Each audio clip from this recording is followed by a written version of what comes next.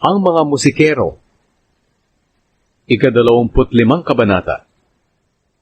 Pumili si David at ang mga komander ng mga sundalo mula sa mga anak ni Asa, Heman at Jedutun para ipahayag ang mensahe ng Diyos na tinutugtugan ng mga alpa, lira at pompyang. Ito ang talaan ng mga pangalan nila at gawain. Mula sa mga anak na lalaki ni Asa, sina Zakur, Jose, Netania, at Asarela. Naglingkod sila sa ilalim ng pamamahala ng kanilang ama. Si Asaph ang nagpapahayag ng mensahe ng Diyos kung ipinag-uutos ito ng hari. Mula sa mga anak na lalaki ni Jedutun, sina Gedalia, Zeri, Jeshaya, Shimei, Hashabaya, at Matitaya, 6 silang lahat. Naglingkod din sila sa ilalim ng pamamahala ng ama nilang si Jedutun, na nagpahayag ng mensahe ng Diyos na tinutugtugan ng alpa, na may pasasalamat at papuri sa Panginoon. Mula sa mga anak na lalaki ni Heman, sina Bukia, Matanaya, Uziel, Shebuel, Jerimoth, Hananaya, Hanani, Eliata, Gidalti, Romamti-Ezer, Joshbekasya, Malioti, Hotir, at Mahaziot. Silang lahat ang anak ni Heman na propeta ng hari. Pinarangalan siya ng Diyos sa pamamagitan ng pagbibigay sa kanya ng 14 na anak na lalaki at 3 anak na babae, ayon sa ipinangako ng Diyos sa kanya. Ang lahat ng lalaking ito ay pinamahalaan ng kanilang ama sa pagtugtog nila ng mga pumpyang, lira at alpa bilang paglilingkod sa bahay ng Diyos.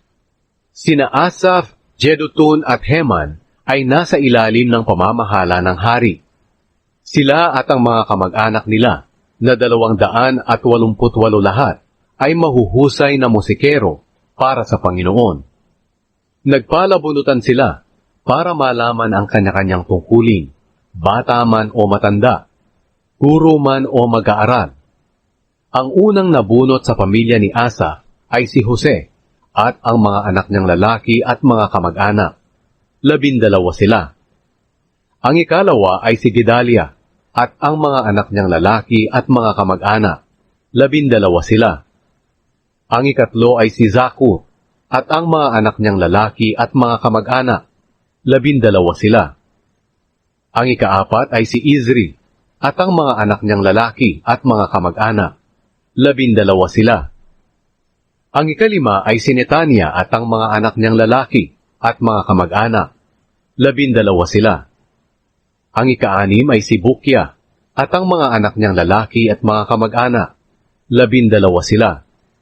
Ang ikapito ay si Jesarela at ang mga anak niyang lalaki at mga kamag-anak. 12 sila. Ang ikawalo ay si Jeshaya at ang mga anak niyang lalaki at mga kamag-anak. 12 sila.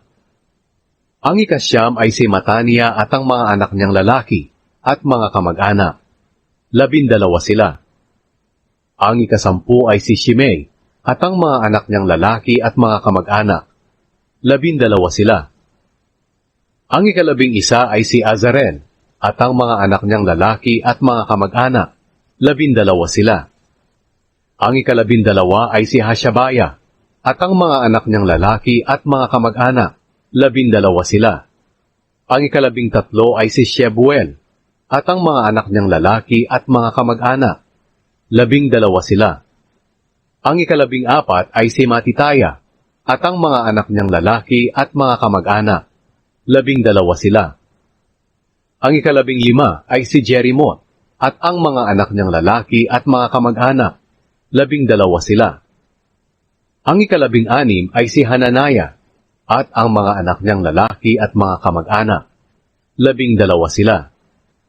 Ang ika-17 ay si Joshbekasya at ang mga anak niyang lalaki at mga kamag-anak. 12 sila. Ang ika-18 ay si Hanani at ang mga anak niyang lalaki at mga kamag-anak. 12 sila. Ang ika-19 ay si Malioti at ang mga anak niyang lalaki at mga kamag-anak. 12 sila. Ang ika-20 ay si Eliata, at ang mga anak niyang lalaki at mga kamag-anak. 12 sila. Ang ika-21 ay si Hotir, at ang mga anak niyang lalaki at mga kamag-anak. 12 sila. Ang ika-22 ay si Gidalti at ang mga anak niyang lalaki at mga kamag-anak. 12 sila.